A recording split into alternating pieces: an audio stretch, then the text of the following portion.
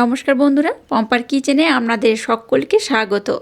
আজ আমি সুজি দিয়ে অপূর্ব স্বাদের একটা পিঠের রেসিপি আপনাদের সাথে শেয়ার করব। পিঠে আমরা নানা রকমভাবে বানিয়ে থাকি, তবে এই পিঠেটা একবার হলেও আমার মতো বানিয়ে দেখবেন।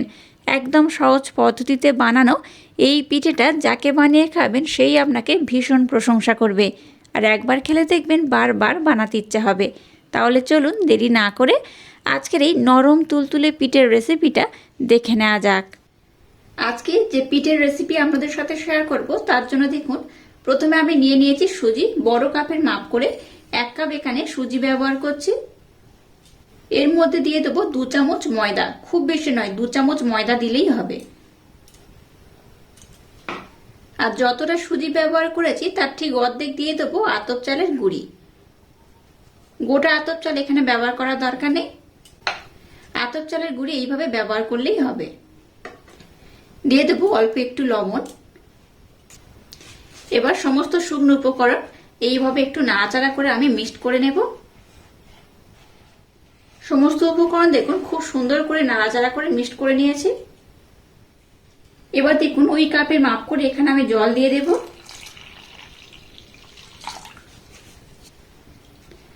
এখানে আমি প্রথমে 1 কাপ জল দিয়ে দিয়েছি। জলটা দিয়ে এটাকে এইভাবে কিন্তু নাড়াচাড়া করে একটু মিক্সড করে নিতে হবে। আরো 1 কাপ জল দিয়ে দেব। মোট এখানে 2 কাপ জল ব্যবহার করলাম।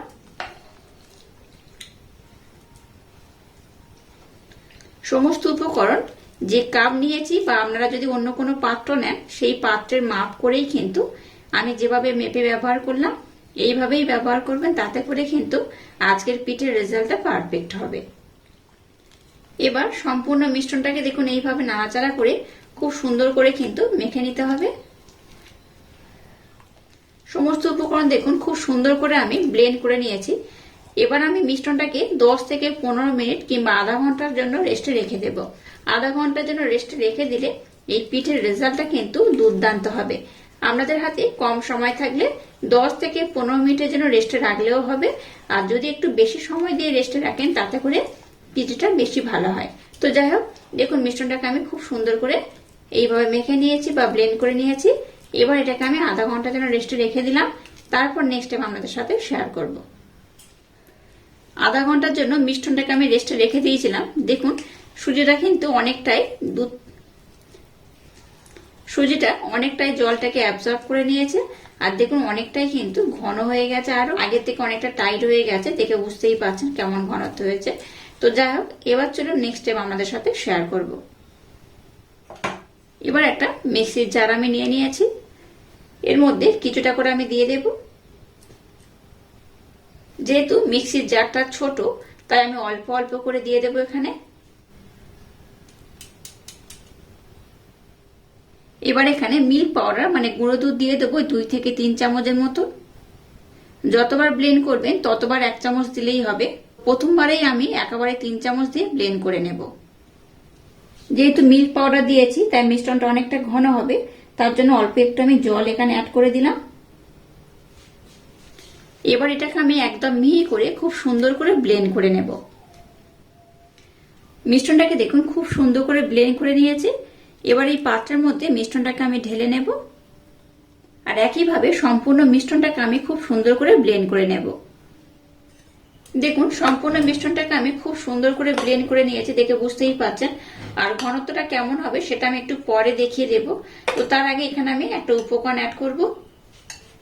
মিষ্টির জন্য এখানে ব্লেন্ড করা মিছরি দিয়ে দেব 2 থেকে 3 চামচের মতো। মিষ্টির পরিমাণটা আপনারা একটু কম বেশি করে ব্যবহার করতে পারেন। 3 চামচের মতো মিছরি আমি দিয়ে দিলাম। আবারও সমস্ত উপকরণ খুব সুন্দর করে ব্লেন্ড করে নেব। এটা ব্লেন্ড করার সময় আপনারা চাইলে কিন্তু মিছরিটা দিয়ে ব্লেন্ড করে নিতে পারতেন, তাতে করেও হতো। তো আমার একদমই খেয়াল ছিল না, তাই আমি এই মুহূর্তে এখানে দিয়ে ব্যবহার করছি। এবার মিশ্রণটাকে আমি আর একবার খুব সুন্দর করে কিন্তু ব্লেন্ড করে নেব। আচ্ছা, এখানে বলে রাখি আমি এখানে ব্লেন্ড করা মিছরি ব্যবহার করছি। আপনারা চাইলে কিন্তু এখানে মিছরির পরিবর্তে চিনিও ব্যবহার করতে পারেন। আপনাদের যেটা মনে হয় সেইভাবে এটা ব্যবহার করলেও হবে। আর আপনারা চাইলে গুড় দিয়েও কিন্তু এই পিঠেটা বানাতে পারেন। আমি এখানে সামান্য একটু গুড় ব্যবহার করব, তবে অনেকটা পরিমাণে নয়, মানে শুধু গুড় দিয়ে আমি পিঠেটা বানাবো না, তাই আমি মিছরি ব্যবহার করলাম। আর কালারটা একটু চেঞ্জ করার জন্য আমি এখানে একটু গুড় ব্যবহার করব। এবার দেখুন একটা পাত্রে আমি একটু গুড় নিয়ে নিয়েছি, এখান থেকে আমি খুব বেশি নয় 2 চামচের মতো দিয়ে দেব।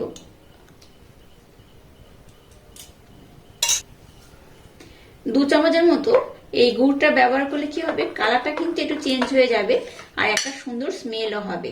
শীতের সময় বা এই শীতকালে গুড়ের পিঠে খাওয়ার মজাই আলাদা। তো আপনারা চাইলে সম্পূর্ণ মিষ্টনটাকে কিন্তু গুড় দিয়ে বানাতে পারেন, তবে 2 রকম দিয়ে বানিয়ে দেখবেন, একদম অসাধারণ খেতে হয়। আর মিষ্টটার ঘনত্ব আমি আপনাদের দেখিয়ে দেবো কেমন হবে, আর কেমন হলে রেসিপিটা একদম পারফেক্ট হবে। দেখুন ঘনত্বটা কেমন হয়েছে, এর থেকে বেশি কিন্তু আমি আর ঘন করব না, এটা এইরকমই থাকবে। এই দেখুন, দেখে বুঝতেই পারছেন কতটা ঘন হয়েছে। এই চামচের পিছনের পোর্শনটা দেখলেই বুঝতে পারবেন। এই দেখুন, এইভাবে একটা দাগ দিয়ে দেবেন, দেখবেন এইভাবে দাগ পড়ে যাবে। আর এইভাবে নিচু করলে স্প্রেড করব অনেকটা ধীরে ধীরে। তো এইরকম ব্যাটারের ঘনত্ব হলে আজকের পিঠেটা একদম পারফেক্ট হবে। চলো এবার আমি পিঠেটাকে বানিয়ে নেব। আর ব্যাটারটা একদম রেডি হয়ে গেছে। আর ঘনত্বটা আর একবার দেখে নিন, ঘনত্বটা কিন্তু এইরকমই হবে। এবার দেখুন গ্যাসটা জ্বেলে দিয়ে একটা ফ্রাই প্যান বসিয়ে তার মধ্যে তেল দিয়ে দিয়েছি। আর তেলটাকে আমি মিডিয়াম গরম করে নিয়েছি। খুব বেশি গরম করার দরকার নেই, একটু মিডিয়াম করে গরম করে নিলেই হবে। এবার এখান থেকে এগাটা আমি দিয়ে দেব।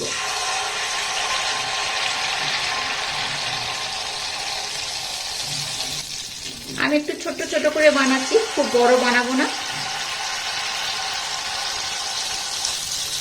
আর এইভাবে উপর থেকে একটু তেল দিয়ে দিতে হবে।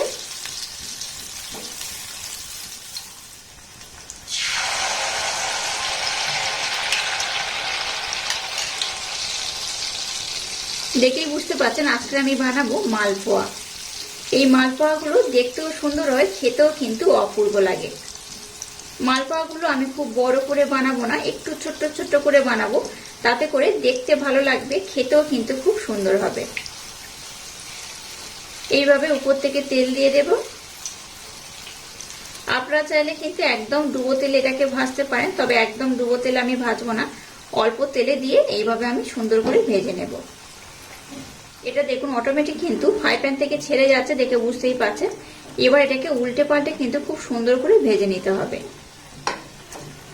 এইভাবে উল্টে দিলাম। আপনারা চাইলে একটু বেশি লাল করে বা একটু কম লাল করেও ভাজতে পারেন, তো আমি একটু লাল লাল করে ভেজে নেব, এতে করে দেখতে ভালো লাগবে, খেতেও খুব সুন্দর লাগবে। এবার এটাকে উল্টে দেব। এইভাবে একটা ফ্রাই প্যানে যতগুলো ধরবে ততগুলো দিয়েই ভেজে নেব। তো প্রথমে আমি 3টে দিয়েছি, পরে আমি 4টে করে দিয়ে ভেজে নেব। দেখুন সবগুলোকে আমি কত সুন্দর কালার করে ভেজে নিয়েছি, দেখে বুঝতেই পারছেন এটা কত সুন্দর দেখতে হয়েছে।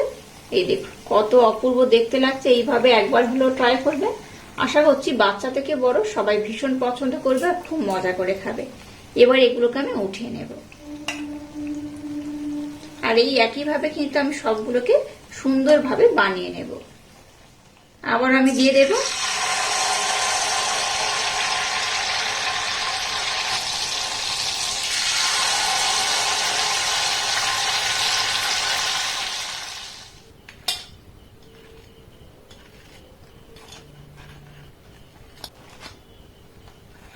দেখুন আজকের এই মালপোয়াগুলো একদম রেডি করে নিয়েছি। আর এই মালপোয়া কিন্তু আমি ফুলকো ফুলকো বানাইনি। ফুলকো ফুলকো মালপোয়া আমরা সব সময় বানিয়ে খাই, কিন্তু একদম ইউনিক পদ্ধতিতে এই মালপোয়াটা বানিয়ে দেখবেন, কম তেলে ভাজা, অসাধারণ খেতে হয়। আর দেখতে হয়েছে দেখুন কতটা সুন্দর। এটা দেখতে যেমন সুন্দর, খেতে অপূর্ব অসাধারণ। এইভাবে একবার বানিয়ে খেলে আমাদের বারবার বানাতে ইচ্ছা করবে। দেখুন কতটা জালিদার হয়েছে। এই মালপোয়াগুলো একদম ইউনিক ভাবে বানিয়েছি, আশা করছি আপনাদের ভীষণ ভালো লাগবে। এইভাবে একবার না বানালে ভীষণ মিস করবেন। বাচ্চা থেকে বড় যে এই মালপোয়া খাবে, এই মালপোয়া কিন্তু বারবার বানাতে বলবে। আর এই দেখুন কতটা সুন্দর হয়েছে, বাইরে থেকে একটু হালকা ক্রিপসি হয় আর ভিতরে কিন্তু একদম নরম। এটা তো দেখতে সুন্দর লাগছে, খেতে অসাধারণ। এই শীতের সময় এই মালপোয়া একবার বানিয়ে দেখবেন, একবার বানালে বারবার বানাতে ইচ্ছা করবে। আর আজকের এই অপূর্ব স্বাদে মালপোয়া রেসিপিটা যদি আপনাদের ভালো লাগে, তাহলে চ্যানেলটাকে লাইক, শেয়ার, কমেন্ট এবং সাবস্ক্রাইব করবেন। আর পাশে থাকা বেল আইকনটা প্রেস করে দেবেন। তাহলে টাটা, আবার দেখা হচ্ছে নতুন কোনো রেসিপি নিয়ে।